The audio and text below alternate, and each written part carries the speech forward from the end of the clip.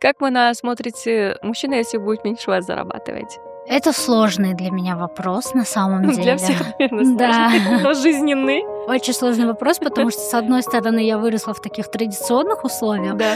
но при этом у меня родители, в принципе, они всего добивались вместе. То есть для меня это нормальная история. Паре, да? Да, в паре, что они, в принципе, поженились, когда ни у того, ни у другого ничего не было за душой, и они все построили вместе, все добились вместе.